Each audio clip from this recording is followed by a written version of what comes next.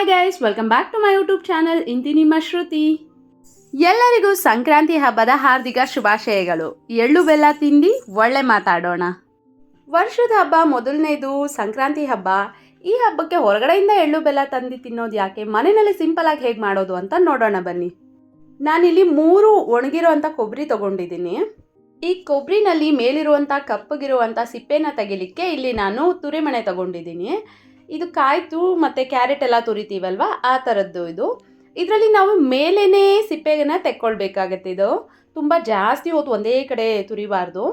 Full ರೌಂಡಾಗಿ ಎಲ್ಲ ಕಡೆನೂ ತುರ್ಕೊಳ್ತಾ ಇದ್ದರೆ ಮೇಲಿರುವಂಥ ಬ್ಲ್ಯಾಕ್ ಲೇಯರ್ ಹೋಗುತ್ತೆ. ಆ ಸಿಪ್ಪೆ ಇದ್ರೂ ಕಟ್ ಮಾಡ್ಕೊಳ್ಬೋದು, ಬಟ್ ಅದು ಸಿಪ್ಪೆ ತೆಗ್ದು ಇದನ್ನು ಎಳ್ಳು ಬೆಲ್ಲ ಮಾಡಿದ್ರೆ ತುಂಬ ರುಚಿಯಾಗಿರುತ್ತೆ, ಡಿಫ್ರೆಂಟ್ ಟೇಸ್ಟ್ ಇರುತ್ತೆ. ಅದಕ್ಕೋಸ್ಕರ ಈ ರೀತಿ ಸುತ್ತ ನೋಡಿ ಈ ಥರ ಬರುತ್ತೆ. ಫುಲ್ಲು ಎಲ್ಲ ಕಡೆನೂ ಹೀಗೆ ತುರ್ಕೊಳ್ಬೇಕು. ಚಾಕುನಲ್ಲಿ ಅಥವಾ ಸೌತೆಕಾಯಿ ಎರಿಯೋದ್ರಲ್ಲಿ ಎರಿಲಿಕ್ಕೆ ಹೋದರೆ ಅದು ಸ್ವಲ್ಪ ಕಷ್ಟ ಆಗುತ್ತೆ. ಈ ರೀತಿ ಮಾಡಿಕೊಂಡ್ರೆ ಸರಿ ಹೋಗುತ್ತೆ, ತುಂಬ ಈಸಿಯಾಗಿ ಕೂಡ ಆಗುತ್ತೆ. ಹಾಗೆಯೇ ಇದು ಚೆನ್ನಾಗೆ ಒಣಗಿರುವಂಥ ಕೊಬ್ಬರಿ, ಇದು ಹಸಿಕಾಯಿ ಹಾಕ್ಕೊಳ್ಬಾರ್ದು. ಚೆನ್ನಾಗಿ ಒಣಗಿರುವಂಥ ಕೊಬ್ಬರಿ, ಇದು ಗಟ್ಟಿಗಿದ್ರೂ ಪರವಾಗಿಲ್ಲ. ನೋಡಿ ಈ ರೀತಿ ಆಗುತ್ತೆ ಎಲ್ಲ ಕಡೆನೂ ಎರ್ಕೊಂಡ್ರೆ. ಇವಾಗ ಸ್ವಲ್ಪ ಅಲ್ಲಲ್ಲೇ ಸ್ವಲ್ಪ ಇರುತ್ತೆ ಅಲ್ಲ, ಅದನ್ನೆಲ್ಲ ಚಾಕು ತೊಗೊಂಡು ಎರ್ಕೊಳ್ಬೇಕಾಗತ್ತೆ. ನೋಡಿ ಈ ರೀತಿ ತುಂಬ ಬೇಗ ಆಗುತ್ತೆ. ಜಸ್ಟ್ ಒಂದು 2-3 ಮಿನಿಟ್ಸಲ್ಲೇ ಒಂದು ಕೊಬ್ಬರಿ ಫುಲ್ಲು ಮೇಲ್ಗಡೆ ತುರ್ಕೊಳ್ಬೋದು. ನೋಡಿ ಈ ರೀತಿ ಆಗುತ್ತೆ. ನಂತರ ಈ ಸಿಪ್ಪೆನ ಸಪ್ರೇಟ್ ಮಾಡ್ಕೊಂಡಿದ್ದೀನಿ. ಫುಲ್ ವೈಟಾಗಿ ಕಾಣ್ತಾ ಇದೆ ನೋಡಿ. ನಂತರ ಈ ಸಿಪ್ಪೆನ ಬಿಸಾಕೋ ಅವಶ್ಯಕತೆ ಇಲ್ಲ. ಇದರಲ್ಲಿ ಚಟ್ನಿ ಪೌಡರ್ನು ಮಾಡ್ಕೋತಾರೆ, ಪುಳಿಯೋಗರೆ ಪೌಡರ್ನು ಇದನ್ನು ಹಾಕ್ಕೊಂಡು ಮಾಡ್ಕೋತಾರೆ. ಸೊ ನೀವು ಎತ್ತಿಟ್ಕೊಂಡು ಮಾಡ್ಕೊಳ್ಬೋದು ಆ ರೀತಿ. 2 ರೀತಿಯಲ್ಲಿ ನಾವು ಕೊಬ್ಬರಿನ ಕಟ್ ಮಾಡ್ಕೊಳ್ಬೋದು. ಈ ತುರಿಮಣೆಯಲ್ಲಿ ಕಟ್ ಮಾಡ್ಕೊಳ್ಳೋದು ಈಸಿ ವೇ ಆ್ಯಕ್ಚುಲಿ. ನೋಡಿ ಈ ರೀತಿ ಮಾಡಿಕೊಂಡ್ರೆ ಕ್ವಿಕ್ಕಾಗಿ ಕೂಡ ಆಗುತ್ತೆ. ಸ್ಲೈಸಸ್ ಆಗಿ ಪೀಸ್ ಮಾಡ್ಕೊಳ್ತಾ ಇದ್ದೀನಿ. ಇದು ಬಂದು ನಾನು ಬೇರೆಯವ್ರ ಹತ್ರ ನೋಡಿ ಕಲ್ತಿದ್ದು ಈ ರೀತಿ, ಬಟ್ ನಮ್ಮ ಮಮ್ಮಿ ಈ ರೀತಿ ಮಾಡೋದಿಲ್ಲ. ನಮ್ಮ ಮಮ್ಮಿ ಬೇರೆ ರೀತಿ ಮಾಡ್ತಾರೆ, ಅದನ್ನು ತೋರಿಸ್ತೀನಿ. ಈಗೂ ಮಾಡ್ಕೊಳ್ಬೋದು, ಬೇಗ ಆಗುತ್ತೆ. ಈ ರೀತಿ ಮಾಡಿಕೊಂಡ್ರೆ ಬೇಗ ಆಗುತ್ತೆ. ಬೈ ಚಾನ್ಸ್ ನಿಮ್ಮ ಮನೆಯಲ್ಲಿ ತುರಿಮಣೆ ಇಲ್ಲ ಅಂತ ಹೇಳಿದ್ರೆ ಬೇರೆ ರೀತಿ ನಾನು ತೋರಿಸ್ತೀನಿ. ನೋಡಿ ಈ ರೀತಿ ಸ್ಲೈಸಸ್ ಆಗಿ ಕಟ್ ಮಾಡಿಕೊಂಡು, ತೆಳ್ಳಗಿದ್ರೆ ಸಾಕು, ಇದನ್ನೆಲ್ಲ ಜೋಡಿಸ್ಕೊಂಡು ಒಂದೇ ಸಾರಿ ನಮಗೆ ಯಾವ ಮೆಷರ್ಮೆಂಟಲ್ಲಿ ಬೇಕು ಆ ಮೆಷರ್ಮೆಂಟಲ್ಲಿ ಕಟ್ ಮಾಡ್ಕೊಳ್ಬೋದು. ನೋಡಿ ಈ ರೀತಿ ಚಿಕ್ಕದಾಗೂ ಬರುತ್ತೆ, ತುಂಬ ಈಸಿಯಾಗಿ ಕೂಡ ಆಗುತ್ತೆ. ನೋಡಿ ಇಷ್ಟಾದರೆ ಸಾಕಲ್ವಾ. ಬೈ ಚಾನ್ಸ್ ಏನಾದರೂ ನಿಮ್ಗೆ ಇನ್ನೂ ಚಿಕ್ಕದು ಬೇಕು ಅಂದರೆ ಆರಾಮಾಗಿ ಕಟ್ ಮಾಡ್ಕೊಳ್ಬೋದು. ಒಂದೊಂದು ಬೈ ಮಿಸ್ ಆಗಿ ದೊಡ್ಡದಾಗಿ ಬಂದುಬಿಟ್ರೆ ಅದನ್ನು ತೊಗೊಂಡು ಇನ್ನೊಂದು ಸಾರಿ ಕಟ್ ಮಾಡ್ಕೊಳ್ಳಿ. ಈಗ 2ನೇ ರೀತಿ ಹೇಗೆ ಕಟ್ ಮಾಡ್ಕೊಳ್ಳೋದು ಅಂತ ನೋಡ್ಕೊಳ್ಳೋಣ. ಇದು ಬಂದು ನಮ್ಮ ಮಮ್ಮಿ ಕಟ್ ಮಾಡೋವಂಥ ಸ್ಟೈಲು. ಇದೂ ತುಂಬ ಬೇಗ ಆಗುತ್ತೆ. ಚಾಕು ತೊಗೊಂಡು ಸ್ಲೈಸಸ್ ಆಗಿ ಫಸ್ಟು ಕಟ್ ಮಾಡ್ಕೊಳ್ತಾ ಇದ್ದೀನಿ. ಇಲ್ಲಿ ಈ ಸಿಪ್ಪೆ ತೆಗಿಯೋದ್ರಿಂದ ಯೂಸ್ ಏನು ಅಂದರೆ ತುಂಬ ಬೇಗ ಕಟ್ ಮಾಡ್ಕೊಳ್ಬೋದು. ನಮ್ಗೆ ಹೇಗೆ ಬೇಕೋ ಹಾಗೆ ಕಟ್ ಮಾಡ್ಕೊಳ್ಬೋದು. ಸ್ಮೂತ್ ಆಗಿಬಿಡುತ್ತೆ, ಕಟ್ ಮಾಡ್ಕೊಳ್ಳಿಕ್ಕೆ ಈಸಿ ಆಗುತ್ತೆ. ನೋಡಿ ಹೀಗೆ ಕಟ್ ಮಾಡಿಕೊಂಡ್ರೂ ಇದೂ ಈಸಿನೇ. ಎಷ್ಟು ಚಿಕ್ಕದಾಗಿ ಬೇಕೋ ಅಷ್ಟು ಚಿಕ್ಕದಾಗಿ ಕಟ್ ಮಾಡ್ಕೊಳ್ಬೋದು. ಇಲ್ಲಿ ನಾನು 3 ಕೊಬ್ಬರಿನ ಕಟ್ ಮಾಡಿಟ್ಕೊಂಡಿದ್ದೀನಿ. ಎಲ್ಲ ಸಣ್ಣದಾಗಿ ಪೀಸ್ ಮಾಡಿಕೊಂಡು ಕಟ್ ಮಾಡಿದ ನಂತರ ಇದನ್ನು ಬಿಸಿಲಿಗೆ ಹಾಕ್ಕೊಳ್ತಾ ಇದ್ದೀನಿ. 1 ಗಂಟೆಗಳ ಕಾಲ ಬಿಸಿಲಿಗೆ ಹಾಕೋದ್ರಿಂದ ತುಂಬ ದಿನ ಇದು ಹಾಳಾಗೋದಿಲ್ಲ. ಎಳ್ಳು ಬೆಲ್ಲ ತುಂಬ ಚೆನ್ನಾಗಿ ಇಟ್ಕೊಳ್ಬೋದು. ನಂತರ ಇಲ್ಲಿ ನಾನು ಅಚ್ಚು ಬೆಲ್ಲ ತೊಗೊಂಡಿದ್ದೀನಿ. ಉಂಡೆ ಬೆಲ್ಲ ತೊಗೊಂಡ್ರೆ ಅದು ಮಾಡಲಿಕ್ಕಾಗಲ್ಲ, ಕಷ್ಟ ಆಗುತ್ತೆ. ಸೊ ಅಚ್ಚು ಬೆಲ್ಲ ತೊಗೊಂಡಿದ್ದೀನಿ. ಅಚ್ಚು ಬೆಲ್ಲನೂ ಅಷ್ಟೇ, ಇದು ಈಸಿಯಾಗಿ ಕಟ್ ಮಾಡ್ಕೊಳ್ಬೋದು. ಮೊದಲು ಒಂದು ಪೀಸಾಗಿ ಕಟ್ ಮಾಡಿಕೊಂಡು ಇದನ್ನು ಚಿಕ್ಕದಾಗಿ ಪೀಸ್ ಮಾಡ್ಕೊಳ್ತಾ ಇದ್ದೀನಿ. ಇಲ್ಲಿ ನಾನು 4 ಹೆಚ್ಚು ಬೆಲ್ಲ ತೊಗೊಂಡಿದ್ದೀನಿ. 3 ಕೊಬ್ಬರಿಗೆ 4 ಹೆಚ್ಚು ಬೆಲ್ಲ ತೊಗೊಂಡಿದ್ದೀನಿ. ಚಿಕ್ಕ ಹಚ್ಚಿದು. ನೋಡಿ ಇದು ಇನ್ನೂ ಈಸಿ ವೇ ಏನಂದರೆ ಸಿಸರಲ್ಲಿ ಕಟ್ ಮಾಡ್ಕೊಳ್ಬೋದು. ನಮಗೆ ಎಷ್ಟು ದೊಡ್ಡದಾಗಿ ಎಷ್ಟು ಚಿಕ್ಕದಾಗಿ ಹೇಗೆ ಬೇಕಾದರೂ ಮಾಡ್ಕೊಳ್ಬೋದು. ಈ ರೀತಿ ಕಟ್ ಮಾಡಿಕೊಂಡ್ರೆ ತುಂಬ ಈಸಿ ಆಗುತ್ತೆ. ಬೆಲ್ಲ ನಿಮಗೆ ಸ್ವೀಟ್ ಜಾಸ್ತಿ ಇಷ್ಟ ಅಂದರೆ ಸ್ವಲ್ಪ ಜಾಸ್ತಿನಾದರೂ ಹಾಕ್ಕೊಳ್ಳಿ. ನೋಡಿ ಈ ರೀತಿ ತುಂಬ ಬೇಗ ಕೂಡ ಆಗುತ್ತೆ. ಜಸ್ಟ್ ಒಂದು 1/2 ಅವರ್ ಇಲ್ಲ 45 ಮಿನಿಟ್ಸ್ ಒಳಗಡೆ ನಾವು ಕೊಬ್ಬರಿನೂ ಕಟ್ ಮಾಡ್ಕೊಳ್ಬೋದು, ಬೆಲ್ಲ ಕೂಡ ಕಟ್ ಮಾಡ್ಕೊಳ್ಬೋದು.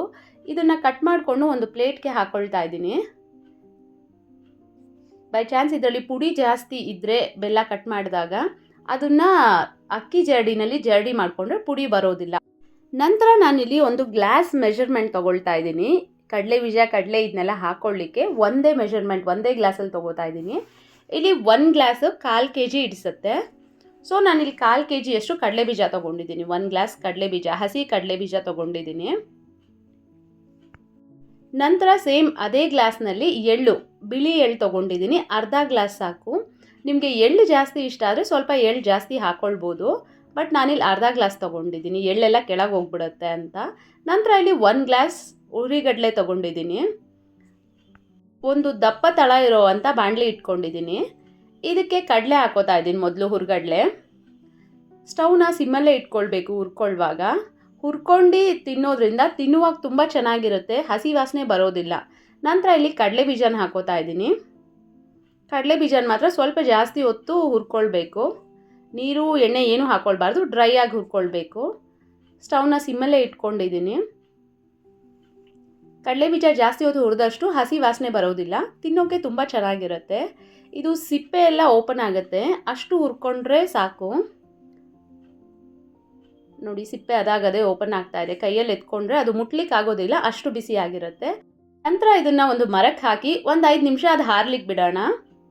ನಂತರ ಈಗ ಅದೇ ಬಾಣಲಿಗೆ ಹಾಕ್ಕೊಂಡು ಎಳ್ಳನ್ನ ಹುರ್ಕೊಳ್ತಾ ಇದ್ದೀನಿ.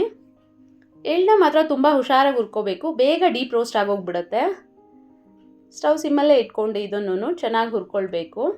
ಜಸ್ಟ್ ಒಂದು 2 ನಿಮಿಷ ಇದು ಬಿಸಿ ಆಗುವಷ್ಟು ಆದರೆ ಸಾಕು.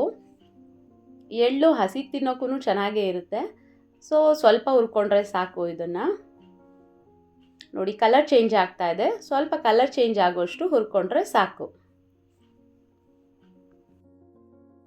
ನಂತರ ಇಲ್ಲಿ ನಾನು ಕಡಲೆ ಬೀಜನ ಸಿಪ್ಪೆ ಎಲ್ಲ ತೆಗಿತಾ ಇದ್ದೀನಿ. ಇದು ಸಿಪ್ಪೆ ಸಮೇತ ಹಾಕ್ಕೊಳ್ಬಾರ್ದು, ಸಿಪ್ಪೆ ಎಲ್ಲನೂ ತೆಗಿತಾ ಇದ್ದೀನಿ. ಸಿಪ್ಪೆ ತೆಗಿವಾಗಲೇ ಅದು ಒಂದು ಕಡಲೆ ಬೀಜ 2 ಡಿವೈಡ್ ಆಗುತ್ತೆ. ಸೊ ಇದು ಸಿಪ್ಪೆನೆಲ್ಲ ತೆಕ್ಕೊಳ್ತಾ ಇದ್ದೀನಿ. ಒಂದು ಸಾರಿ ಕೇರಿದ್ರೆ ಸಾಕು, ಸಿಪ್ಪೆ ಎಲ್ಲ ಅದಾಗದೆ ಸಪ್ರೇಟ್ ಆಗುತ್ತೆ. ಕಡಲೆ ಬೀಜನ ಸರಿಯಾಗಿ ಹುರ್ಕೊಂಡಿದ್ದೀವಿ ಅಂತ ಈ ಥರ ಓಪನ್ ಆದಾಗಲೇ ಗೊತ್ತಾಗುತ್ತೆ, ಸರಿಯಾಗೇ ಹುರ್ಕೊಂಡಿದ್ದೀವಿ. ಈಗ ಎಲ್ಲನೂ ಹುರ್ಕೊಂಡಾಗಿದೆ. ಎಲ್ಲನೂ ಮಿಶ್ರಣನ ರೆಡಿ ಮಾಡ್ಕೊಳ್ಳೋಣ. ಈಗ ಇಲ್ಲಿ ಜೀರಿಗೆ ತೊಗೊಂಡಿದ್ದೀನಿ ನಾನು. ಇದು ಸ್ವೀಟ್ ಜೀರಿಗೆ, ನಿಮ್ಮ ಕಡೆ ಏನು ಹೇಳ್ತಾರೋ ಗೊತ್ತಿಲ್ಲ, ಬಟ್ ಇದು ಸ್ವೀಟ್ ಜೀರಿಗೆ. ನಂತರ ಇದೇ ಥರ ವೈಟ್ ಇದು ಬರುತ್ತೆ ಅಲ್ವಾ, ಬತಾಸು, ಅದನ್ನು ತೊಗೊಂಡಿದ್ದೀನಿ. ಹಾಗೆ ನಾನಿಲ್ಲಿ ಕೊಬ್ಬರಿ ಮತ್ತು ಬೆಲ್ಲ ಆವಾಗಲೇ ಹೇಳಿದ ರೀತಿ ನಾನು ಒಣಗಿಸಿ ಇಟ್ಕೊಂಡಿದ್ದೀನಿ. 1 ಗಂಟೆಗಳ ಕಾಲ ಚೆನ್ನಾಗಿ ಬಿಸಿಲಿನಲ್ಲಿ ಒಣಗಿಸಿ ಎತ್ತಿಟ್ಕೊಂಡಿದ್ದೀನಿ. ಈಗ ಎಳ್ಳು ಬೆಲ್ಲಕ್ಕೆ ಎಲ್ಲ ರೆಡಿ ಇದೆ. ಇದನ್ನು ಮಿಶ್ರಣ ಮಾಡ್ಕೊಳ್ಳೋಣ. ನಾನು ಈ ಮರದಲ್ಲಿರೋದನ್ನ ಕೂಡ ಜಸ್ಟ್ ಒಂದು 10 ನಿಮಿಷ ನಾನು ಬಿಸಿಲಲ್ಲಿ ಇಟ್ಟಿದ್ದೆ. ಬಿಸಿಲಲ್ಲಿ ಇಡೋದ್ರಿಂದ ಅದು ಸ್ವಲ್ಪ ಕ್ರಿಸ್ಪಿಯಾಗಿ ತಿನ್ನುವಾಗ ಚೆನ್ನಾಗಿರುತ್ತೆ ಅಂತ ಬಿಸಿಲಿನಲ್ಲಿ ಇಟ್ಟಿದ್ದೆ. ಮೊದಲಿಗೆ ನಾನು ಇದೇ ಮರಕ್ಕೆ ಮಿಕ್ಸ್ ಮಾಡ್ಕೊಳ್ತಾ ಇದ್ದೀನಿ. ಬೇಕಾದರೆ ಬೇರೆ ಅಗಲವಾಗಿರೋ ಬೇಷನ್ನಲ್ಲಾದರೂ ಮಿಕ್ಸ್ ಮಾಡ್ಕೊಳ್ಬೋದು. ನಾನು ಮರನೇ ಫ್ರೀ ಆಗಿರುತ್ತೆ ಅಂತ ಮರದಲ್ಲೇ ಮಿಶ್ರಣ ಮಾಡ್ಕೊತಾ ಇದ್ದೀನಿ. ಕಡಲೆ ಬೀಜ ಮತ್ತು ಕಡಲೆ ಎರಡನ್ನೂ ಸೇರಿಸ್ಕೊತಾ ಇದ್ದೀನಿ. ನಂತರ ನಾನಿಲ್ಲಿ ಕಟ್ ಮಾಡಿಟ್ಕೊಂಡಿರೋ ಅಂಥ ಕೊಬ್ಬರಿನೂ ಸೇರಿಸ್ಕೊಳ್ತಾ ಇದ್ದೀನಿ ಇದಕ್ಕೆ. ನಂತರ ಬೆಲ್ಲನೂ ಸೇರಿಸ್ಕೊಳ್ತಾ ಇದ್ದೀನಿ.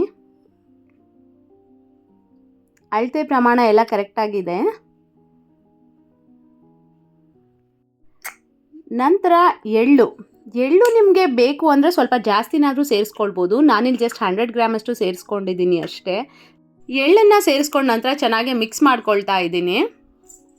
ನಂತರ ಇಲ್ಲಿ ನಾನು ಸ್ವೀಟ್ ಜೀರಿಗೆನ ಮಿಕ್ಸ್ ಮಾಡ್ಕೊಳ್ತಾ ಇದ್ದೀನಿ.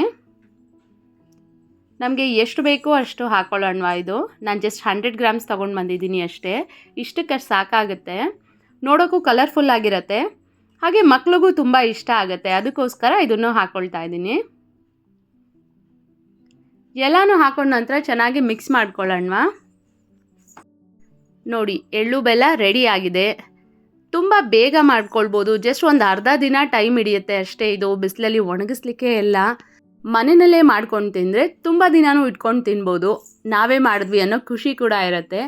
ಹಾಗೆಯೇ ನೀವು ಆಫೀಸ್ಗೆ ಅಥವಾ ಕಾಲೇಜ್ಗೆ ಎಲ್ಲಾದರೂ ತೊಗೊಂಡು ಹೋಗಬೇಕು ಅಂತಂದರೆ ಈ ರೀತಿ ಒಂದು ಏರ್ಲಾಕ್ ಕವರ್ಗೆ ಹಾಕ್ಕೊಂಡ್ಬಿಡಿ. ಅದು ಡಿಸ್ಟ್ರಿಬ್ಯೂಟ್ ಮಾಡಲಿಕ್ಕೂ ಚೆನ್ನಾಗಿರುತ್ತೆ.